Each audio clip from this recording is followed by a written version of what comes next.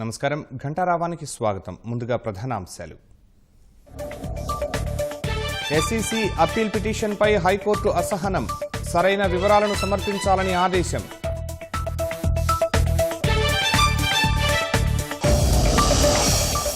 FRBM పరిధి దాటి అప్పులుంటే రాష్ట్రంలో ఆర్థిక విపత్తే, కేంద్రం రాసిన లేఖ బహిర్గతం చేయాలన్న యనమల.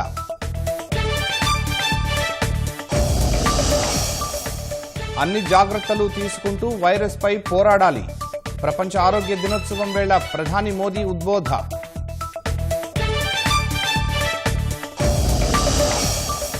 అత్యధిక బిలియనియర్ల దేశాల్లో 3వ స్థానంలో భారత్, ఆసియాలోని అత్యంత ధనవంతుడిగా ముఖేష్ అంబానీ.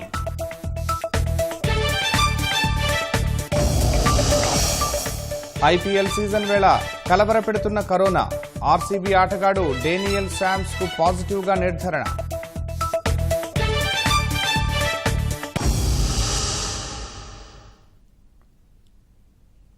ఎస్ఈసీ అప్పీల్పై హైకోర్టు ధర్మాసనంలో వాదనలు కొనసాగుతున్నాయి. ఉదయం 11 గంటలకు విచారణ ప్రారంభమవగా ఎస్ఈసీ తరపున సీనియర్ న్యాయవాది సివి మోహన్ రెడ్డి వాదనలు వినిపించారు. 28 రోజులు కోడ్ ఉండాలనే ఆదేశాలను సుప్రీం ప్రత్యేక సందర్భంలో ఇచ్చిందన్న ఎస్ఈసీ తరపు న్యాయవాది కోడ్ నిబంధన ఈ ఎన్నికలకు వర్తింపజేయాల్సిన అవసరం లేదని వాదించారు.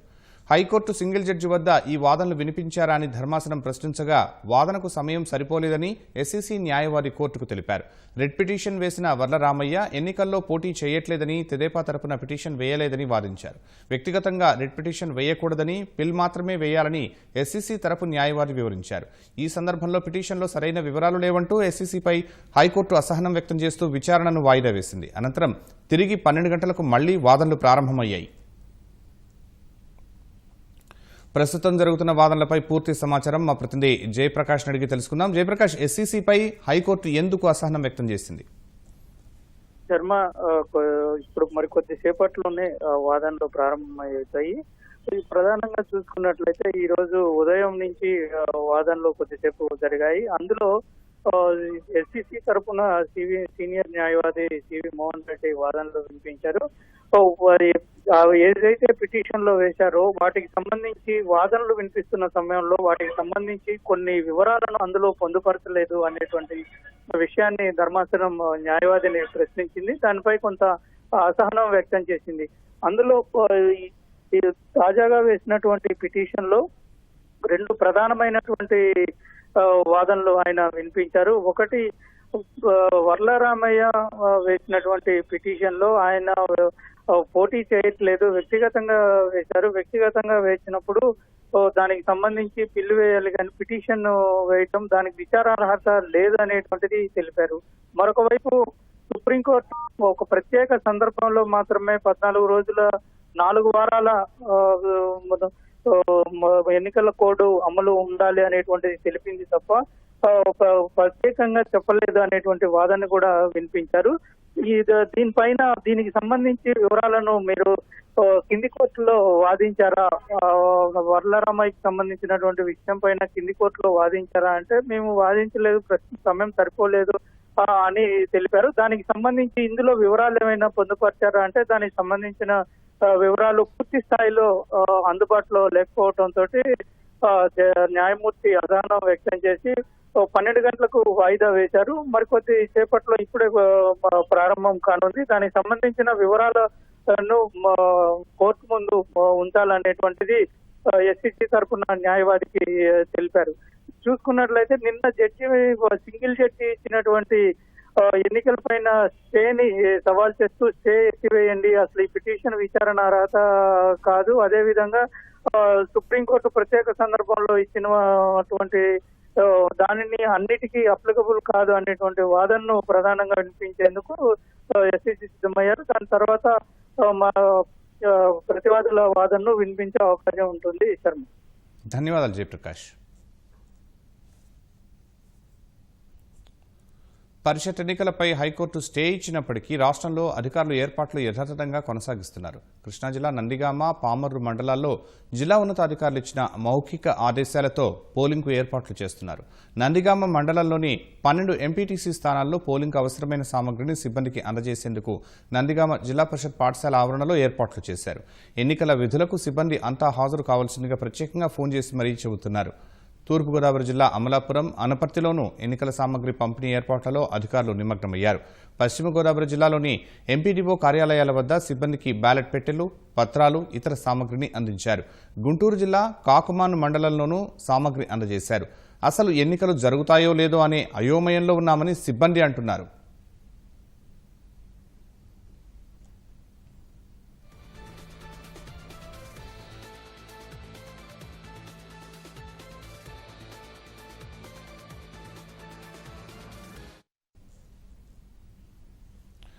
రాష్ట్రంలో వైకాపా ప్రభుత్వం ఆర్థిక విపత్తు సృష్టించిందనే విషయం కేంద్ర ప్రభుత్వం రాసిన లేఖ ద్వారా స్పష్టమైందని శాసనమండలిలో ప్రతిపక్ష నేత యనమల రామకృష్ణుడు అన్నారు. ఎఫ్ఆర్బీఎం పరిధి దాటి రాష్ట్ర ప్రభుత్వం అప్పులు చేయటం ఆర్థిక విపత్తును తలపిస్తోందని ఆందోళన వ్యక్తం చేశారు. రాష్ట్రాన్ని శాశ్వత ఆర్థిక కష్టాల్లోకి నెట్టివేసేలా జగన్ ప్రభుత్వం వ్యవహరించిన తీరు రాష్ట్ర ఆర్థిక ప్రయోజనాలను ఎంత తీవ్రంగా దెబ్బతీసిందో ప్రజలు అర్థం చేసుకోవాలని కోరారు.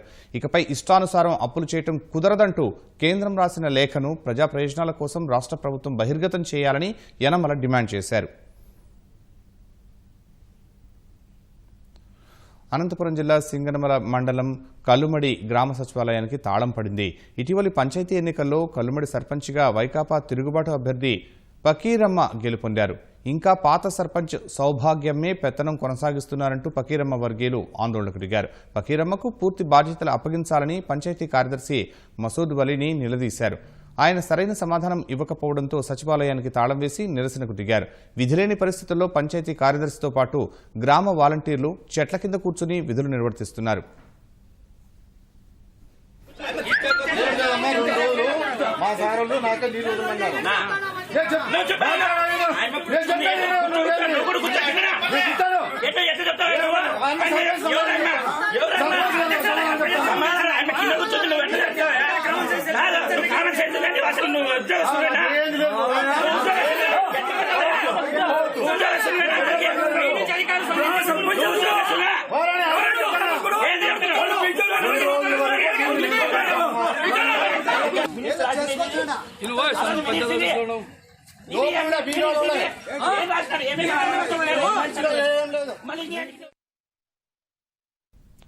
తిరుపతి లోక్సభ ఉప ఎన్నిక ఫలితాలు కేంద్ర రాష్ట్ర ప్రభుత్వాలకు ఓ గుణపాఠం కావాలని వామపక్ష నేతలు అన్నారు. సిపిఎం అభ్యర్థిని గెలిపించాలని కోరుతూ తిరుపతిలో ప్రచార ర్యాలీ నిర్వహించారు. సిపిఎం ఎంపీ అభ్యర్థి నెల్లూరు యాదగిరికి మద్దతుగా సిపిఎం రాష్ట్ర కార్యదర్శి మధు, సిపిఐ రాష్ట్ర కార్యదర్శి రామకృష్ణ ప్రచారం చేశారు. రాష్ట్రంలో ప్రాంతీయ పార్టీలు పోటీపడి భాజపాకు మద్దతిస్తున్నాయని ఆరోపించారు. ఈరోజు బీజేపీని ప్రశ్నించే వాళ్ళే లేరు. మన రాష్ట్ర రాజకీయాల్లో ప్రాంతీయ పార్టీలు ఒకరి మీద ఒకరు పోటీపడి బీజేపీని బలపరుస్తున్నారు. ప్రాంతీయ పార్టీలు పార్లమెంటులో రైతాంగ వ్యతిరేక చట్టాల్ని బలపరిచాయి, ప్రైవేటీకరణ విధానాల్ని బలపరిచాయి.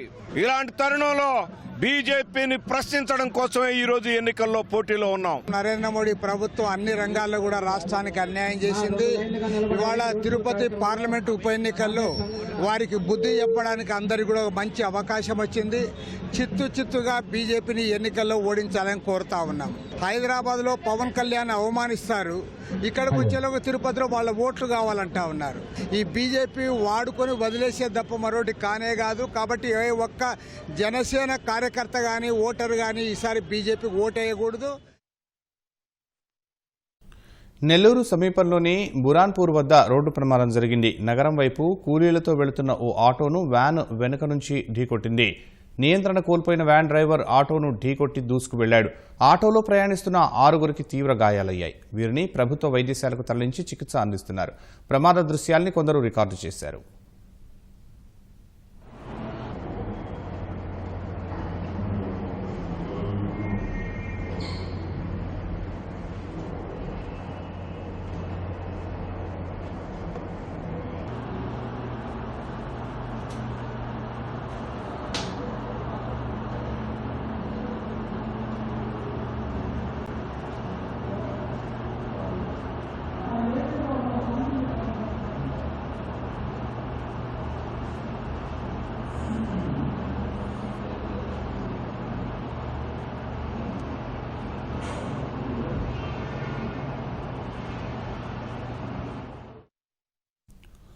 మూత్రపిండాల వ్యాధితో బాధపడుతున్న బీహార్ మాజీ సీఎం లాలూ ప్రసాద్ యాదవ్కి ఇవ్వని బెయిల్ సీఎం జగన్కి ఎలా వచ్చిందని కేంద్ర మాజీ మంత్రి చింతామోహన్ ప్రశ్నించారు. తిరుపతి లోక్సభ ఉప ఎన్నికల ప్రచారంలో భాగంగా బాలాజీ కాలనీ, 4 కాళ్ల మండపం, తిలక్ రోడ్లో ఆయన ఓట్లు అభ్యర్థించారు. భాజపా, వైకాపా రెండూ ఒకటేనన్నారు.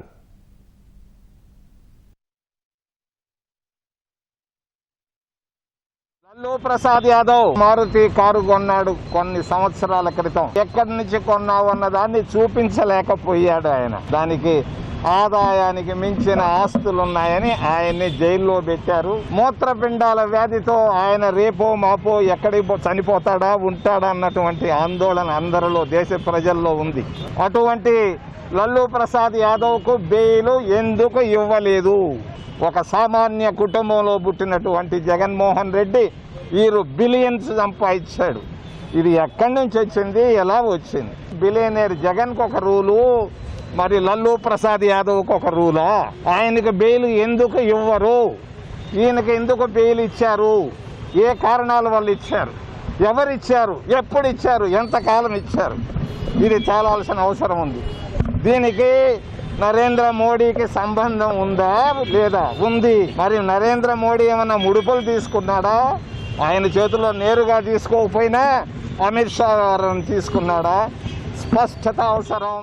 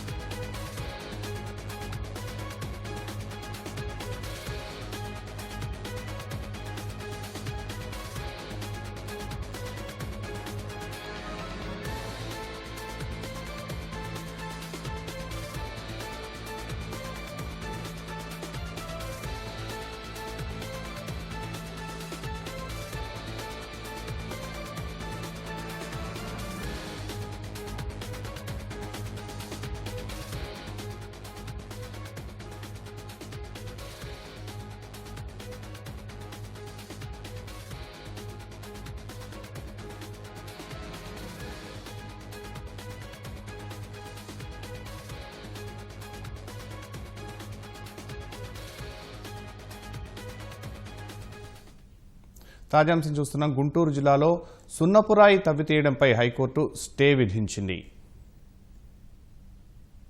మాచవరం మండలం రేగులగడ్డలో సున్నపురాయి తవ్వకాలపై హైకోర్టు స్టే విధించింది.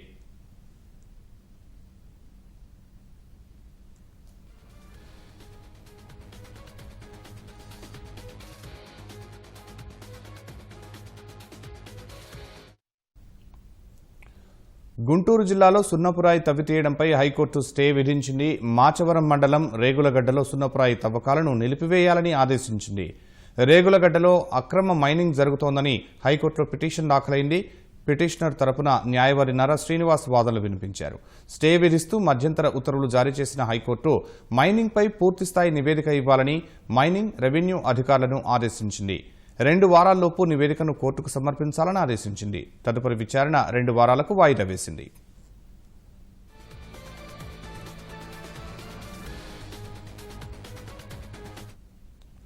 గుంటూరు జిల్లాలో సున్నపురాయి తవ్వితీయడంపై హైకోర్టు స్టే విధించింది. మాచవరం మండలం రేగులగడ్డలో సున్నపురాయి తవ్వకాలను నిలిపివేయాలని ఆదేశించింది. రేగులగడ్డలో అక్రమ మైనింగ్ జరుగుతోందని హైకోర్టులో పిటిషన్ దాఖలైంది. పిటిషనర్ తరపున న్యాయవాది నర శ్రీనివాస్ వాదనలు వినిపించారు. స్టే విధిస్తూ మధ్యంతర ఉత్తర్వులు జారీ చేసిన హైకోర్టు మైనింగ్పై పూర్తిస్థాయి నివేదిక ఇవ్వాలని మైనింగ్, రెవెన్యూ అధికారులను ఆదేశించింది. 2 వారాల్లోపు నివేదికను కోర్టుకు సమర్పించాలని ఆదేశించింది. తదుపరి విచారణ 2 వారాలకు వాయిదా వేసింది.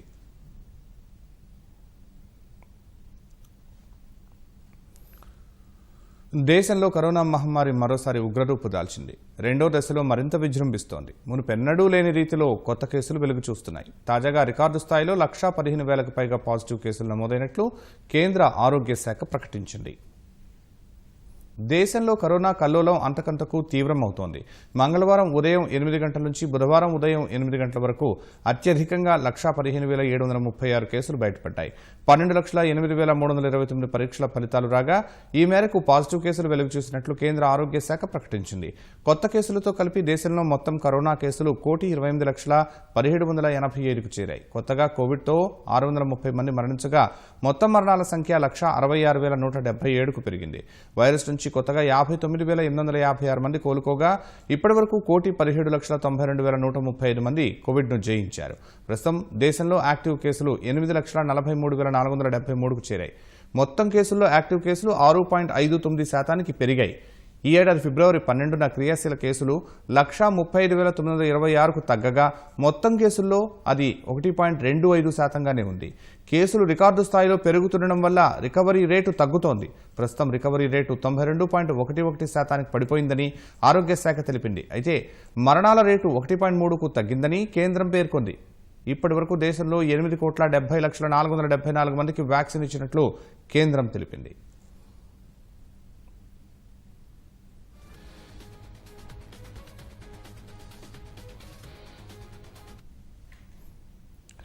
మహారాష్ట్రలో మంగళవారం ఒక్కరోజే 55,469 కేసులు నమోదయ్యాయి. 297 మంది చనిపోయారు. ఒక్క ముంబైలోనే 10,000 కేసులు బయటపడ్డాయి. ఇప్పటికే పలు ఆసుపత్రులకు రోగులు పోటెత్తుతూ ఉండగా పడకలు, ఆక్సిజన్ కొరత ఎదురవుతున్నాయి. ఛత్తీస్గఢ్లో మునుపెన్నడూ లేని స్థాయిలో మంగళవారం ఒక్కరోజే 9,921 కేసులు వెలుగు చూశాయి. కర్ణాటకలో 6,000కు పైగా బాధితులు కొత్తగా వైరస్ బారిన పడ్డారు. ఉత్తరప్రదేశ్లో 5,900కు పైగా కేసులు బయటపడగా ఢిల్లీలోనూ కొత్తగా రికార్డు స్థాయిలో 5,100 కొత్త కేసులు నమోదయ్యాయి.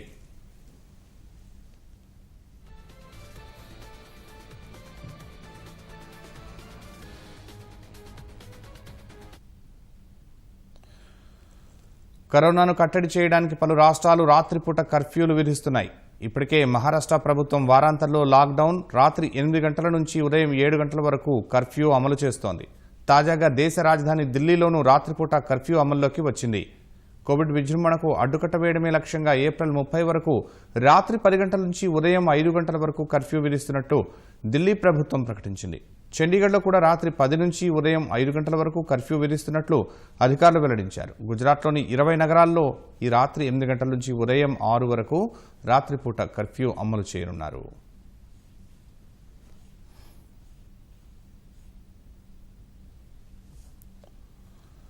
కరోనా కట్టడికి మాస్కులు ధరించాలన్న నిబంధనలపై ఢిల్లీ హైకోర్టు కీలక ఆదేశాలు జారీ చేసింది. ఒంటరిగా ప్రయాణిస్తున్నా మాస్క్ ధరించాల్సిందేనని స్పష్టం చేసింది.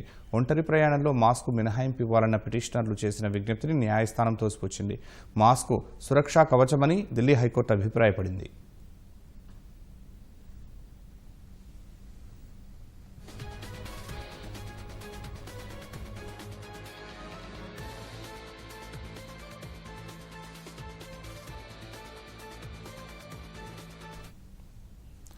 కరోనా కట్టడికి మాస్కులు ధరించాలన్న నిబంధనలపై ఢిల్లీ హైకోర్టు కీలక ఆదేశాలు జారీ చేసింది. ఒంటరిగా ప్రయాణిస్తున్నా మాస్క్ ధరించాల్సిందేనని స్పష్టం చేసింది. ఒంటరి ప్రయాణంలో మాస్కు మినహాయింపు ఇవ్వాలన్న పిటిషనర్లు చేసిన విజ్ఞప్తిని న్యాయస్థానం తోసిపుచ్చింది.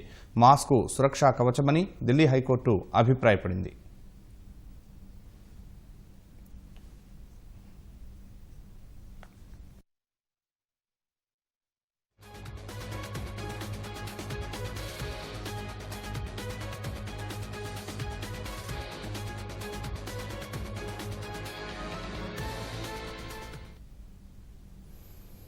ఛత్తీస్గఢ్ ఎన్కౌంటర్ తర్వాత తాము బందీగా చేసుకున్న జవాను ఫోటోను నక్సల్స్ విడుదల చేశారు. బీజాపూర్ దాడి ఘటనలో కోబ్రా బెటాలియన్కు చెందిన జవాను రాకేష్ మిన్హాస్ నక్సల్స్ చేతిలో బందీగా చిక్కారు. చర్చలకు మధ్యవర్తులను ప్రకటిస్తే జవాన్ను వదిలేస్తామని నిన్న నక్సల్స్ షరతు విధించారు. ఈ మేరకు మావోయిస్టు అధికార ప్రతినిధి వికల్ప్ పేరిట నిన్న లేఖ విడుదల చేశారు.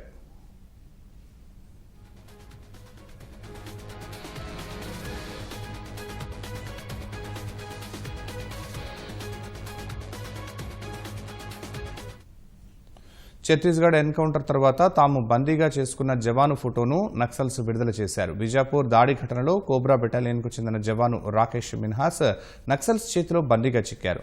చర్చలకు మధ్యవర్తులను ప్రకటిస్తే జవాన్ను వదిలేస్తామని నిన్న నక్సల్స్ షరతు విధించారు. ఈ మేరకు మావోయిస్టు అధికార ప్రతినిధి వికల్ప్ పేరిట నిన్న లేఖ విడుదల చేశారు.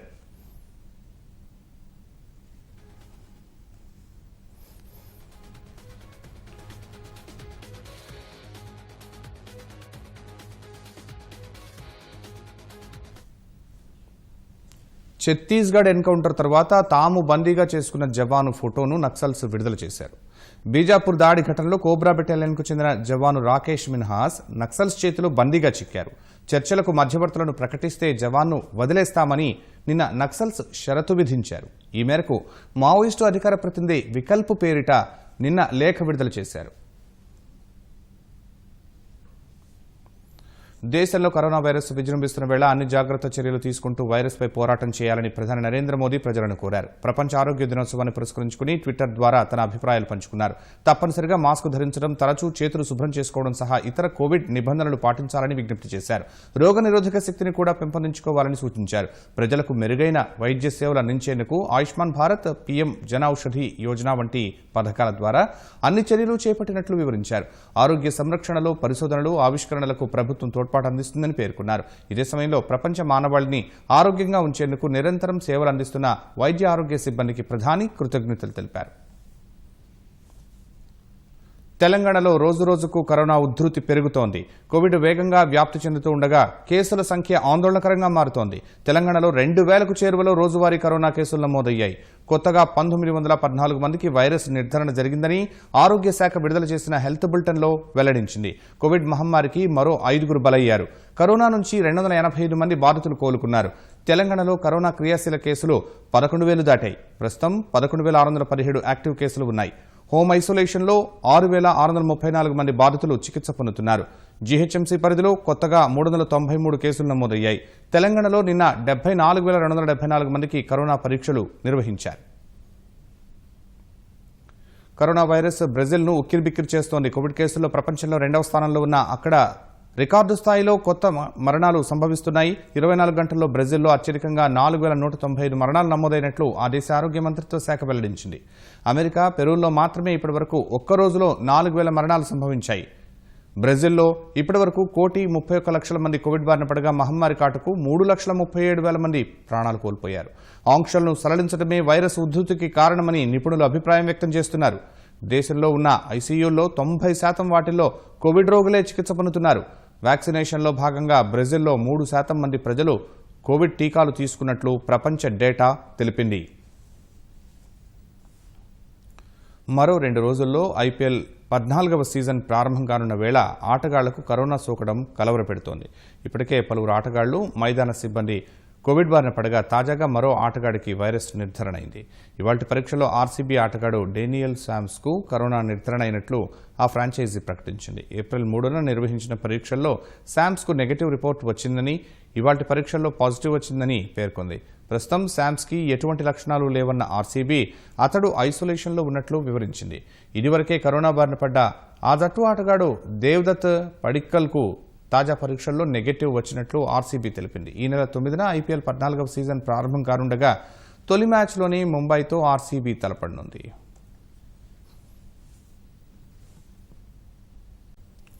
ఆన్లైన్లో హార్డ్ డిస్క్ బుక్ చేస్తే సబ్బు పంపించారంటూ కడప జిల్లా బద్వేల్ వాసి వాపోయాడు. రెడ్డయ్య మఠం ప్రాంతానికి చెందిన ప్రదీప్ ల్యాప్టాప్ హార్డ్ డిస్క్ కావాలని అమెజాన్లో బుక్ చేసినట్లు తెలిపాడు. సిద్ధవటం రోడ్లోని పార్సిల్ కేంద్రం నుంచి తనకు ఫోన్ వస్తే వెళ్లానని, 3,099 రూపాయలు కూడా చెల్లించారని వివరించాడు. పార్సిల్ కార్యాలయ నిర్వాహకులు ముందే తెరిచి చూడగా అందులో 10 రూపాయలు విలువ చేసే 2 సబ్బులున్నట్లు చెప్పాడు. ఇదేంటని ప్రశ్నిస్తే తమకు సంబంధం లేదని పార్సిల్ కేంద్రం నిర్వాహకులు చేతులెత్తేసినట్లు వాపోయాడు. బాధితుడు బద్వేల్ పోలీసులకు ఫిర్యాదు చేశాడు. భారతీయ రిజర్వ్ బ్యాంకు వరుసగా 5వసారి కీలక వడ్డీ రేట్లను యథాతథంగా కొనసాగించింది. ఈ మేరకు ఆర్బీఐ గవర్నర్ శక్తికాంత దాస్ 2021-22 ఆర్థిక సంవత్సరం తొలి ద్రవ్య పరపతి విధాన సమీక్ష నిర్ణయాలను వెల్లడించారు. Repo rate, reverse repo rate యథాతథంగా కొనసాగింపునకు నిర్ణయం తీసుకున్నట్లు వివరించారు. రెపో రేటు 4%, రివర్స్ రెపో రేటు 3.35%గా కొనసాగిస్తున్నట్లు తెలిపారు. ఇదే సమయంలో దేశంలో భారీగా పెరుగుతున్న కరోనా కేసులు ఆర్థిక వ్యవస్థ పురోగతిపై అనిశ్చితి కలిగిస్తున్నాయని పేర్కొన్నారు. తక్షణం వైరస్ కట్టడిపై దృష్టి సారించాల్సిన అవసరం ఉందన్న ఆయన ఇదే సమయంలో ఆర్థిక వ్యవస్థ పురోగతిపైన శ్రద్ధ తీసుకోవాలని స్పష్టం చేశారు. ఈ ఆర్థిక సంవత్సరం వృద్ధి రేటు 10.5%గా ఉంటుందని ఆర్బీఐ అంచనా వేసింది. వ్యవస్థలో సరిపడినన్ని నగదు నిల్వలు ఉన్నాయని చెప్పిన ఆర్బీఐ గవర్నర్ ఉత్పాదక రంగాలకు అవసరమైన మేరకు రుణాలు లభ్యమవుతాయని పేర్కొన్నారు. అత్యధికంగా బిలియనీర్లు ఉన్న దేశాల స్థానంలో భారత్ 3వ స్థానంలో నిలిచింది. ఈ జాబితాలో అమెరికా, చైనా తొలి 2 స్థానాల్లో ఉన్నాయి. ఈ మేరకు ఫోర్బ్స్ 2021 వార్షిక ప్రపంచ బిలియనీర్ల జాబితాను విడుదల చేయగా అమెజాన్ వ్యవస్థాపకుడు జెఫ్ బెజోస్ వరుసగా 4వ ఏడాది ప్రపంచ కుబేరుల్లో అగ్రస్థానంలో నిలిచారు. రిలయన్స్ ఇండస్ట్రీస్ అధిపతి ముఖేష్ అంబానీ $84.5 బిలియన్ డాలర్లతో 10వ స్థానాన్ని సొంతం చేసుకున్నారు. అటు చైనాకు చెందిన జాక్ మాను వెనక్కు నెట్టి ఆసియాలోని అత్యంత ధనవంతుల జాబితాలో ముఖేష్ అంబానీ $84.5 బిలియన్ డాలర్లతో తిరిగి మొదటి స్థానానికి చేరారు. Adani group chairman Gautam Adani $50.5 billion డాలర్లతో దేశీయ ధనవంతుల జాబితాలో 2వ స్థానంలో ఉన్నారు. భారత్లో 140 మంది బిలియనీర్లు ఉండగా 136 మందితో జర్మనీ 4వ స్థానం, 117 మందితో రష్యా 5వ స్థానంలో నిలిచాయి.